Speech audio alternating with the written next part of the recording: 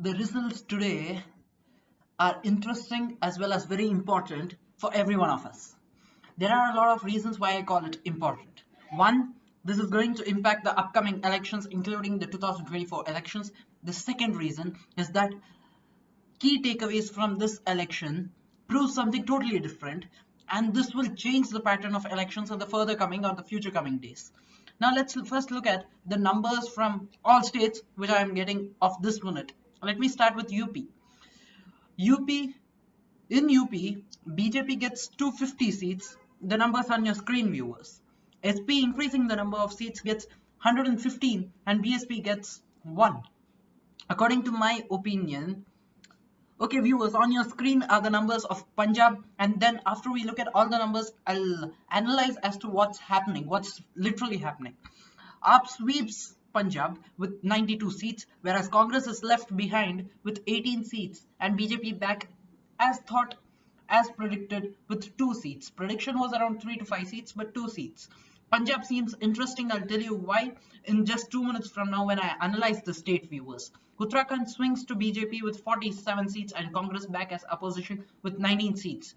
Manipur and Goa seems too close. Both the numbers on your screen, viewers. On your screen, we are looking at Manipur and Goa numbers on your screen.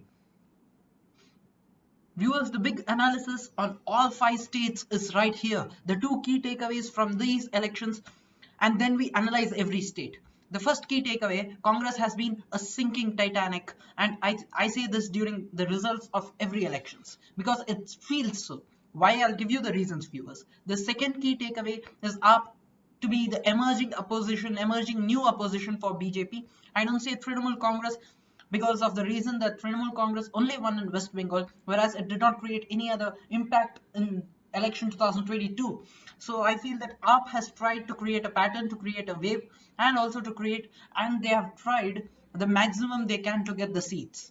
Now when we look at UP, it seems to be different, where we have seen an emergence of a new political party, that's SP. SP not able to secure a victory, but able to increase its vote share. When I saw the other exit polls the previous day, many predicted that Dalit and non-Yadav OBC votes are not with BJP. That's what they predicted. And after looking at this result, the bottom line is that people are not just voting on the basis of caste, but are casting their vote with the base of development in their mind. One historic thing in UP, which many news channels today pointed out, is that Yogi coming back to power, re-elected for the second time, and that's her history created. Because no other party in the recent past has come to power for consecutive 2 times in UP. So it seems that anti-incumbency has in turn worked as pro-incumbency for BJP, Yogi, and Modi. The second big analysis with respect to UP is that regional party is not seen anywhere. BSP not even able to get above 5 seats, landing over 1 seat.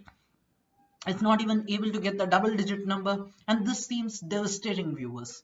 Why? Because I see BSP has become a self-destructed party as Congress. Because in the election campaign, I didn't notice neither the power in the campaign was seen, nor the effort for securing seats was made. So a regional party coming down to such an extent is something to think about. I think BSP would surely think about this and the future of their political party.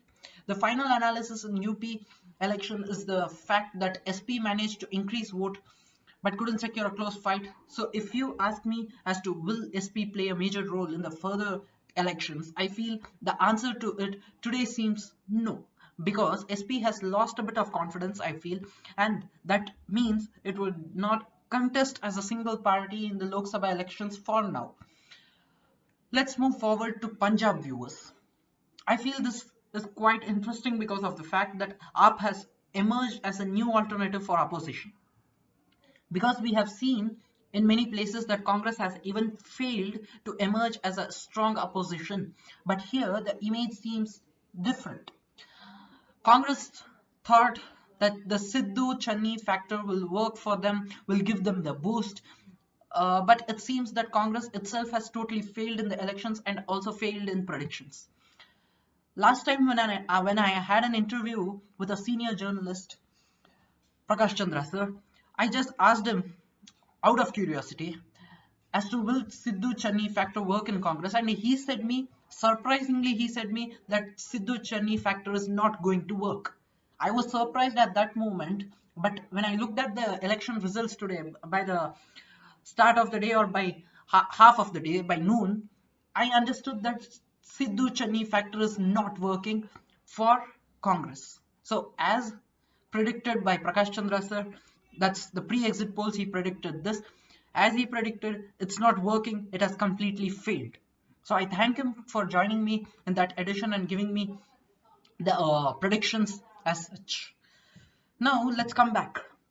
If you ask me a question as to, with this failure, will Congress be a national party for just for the sake of history, or would it again come back? Would it have a comeback? I would say it's not just a party for history, and to a certain extent, yes, it will be a party just for history if the same continues. First thing, there were many national political parties which have lost the elections. When you look at 2004, no one expected Vajpayee ji to lose, but that happened. And then after, we saw Congress coming back to power, winning all elections, including the Lok Sabha elections of 2004, and also re-elected in 2009. Those were the days where BJP used to lose elections. There is a certain trend, viewers, here. Whenever a national party comes to power in Lok Sabha elections, the same party usually tries to dominate even in the regional politics, even in the regional elections. But even at those scenarios, the opposition national party, the opposition which was the national party, tries to get at least 5 or 10 max states in their control. The point of concern for Congress seems to be the point that the number of states in their hand is decreasing. It was 3 before the elections, that's yesterday, and now it has come to 2. So I feel that Congress needs to think over it and bring in few young dynamic leaders for their party's growth. Now the second point here is AAP victory does not feel surprising for me. Not because of the predicted opinion or exit polls, but because of the reason of the migrants. Migrants have made an impact over here. I see a lot of migrants traveling from Delhi to Punjab and Haryana. As AAP is doing well in Delhi, that has surely benefited AAP to get a strong hold on Punjab, and people have been confident for voting to AAP.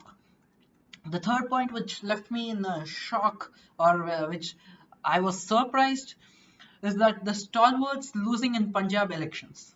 Channi losing both the seats, whereas Sidhu losing his own seat, and Amrinder Singh, who was sure shot of victory in his seat, lost. This was totally different, which I saw, than the other elections. Now let's speak about Uttarakhand. BJP has a point here to celebrate as well as a point here to be sad of. Why? It's because BJP has quite easily crossed the halfway mark over here, but CM Dhami loses his own seat. So that's the point of for BJP over here, whereas Congress couldn't get in over here too. This is the reason I call Congress a sinking ship, because Congress is not able to get the state it ruled due to anti-incumbency, and also not able to win in Uttarakhand against an incumbent government. So this makes Congress future seem bleak. How they reach out to this scenario, how they find a solution to it, becomes a major question.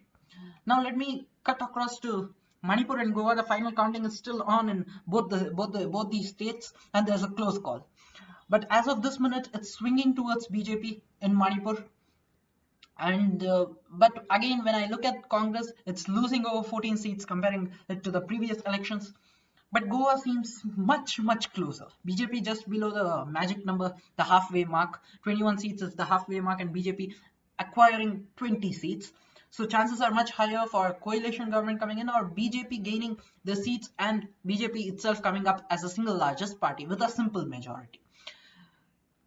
So let's look at how the trends change in Goa. Goa seemingly becomes interesting as the day passes by the end of the day. So I thank each and every one of you for watching me. For all latest information, follow us on Ku. We shall give all the updates over there also, viewers. So follow us on Ku. I thank each and every one of you for watching me. Until the next time. I meet you all. Signing off. Sricharan. Thank you, viewers. Thank you for watching me.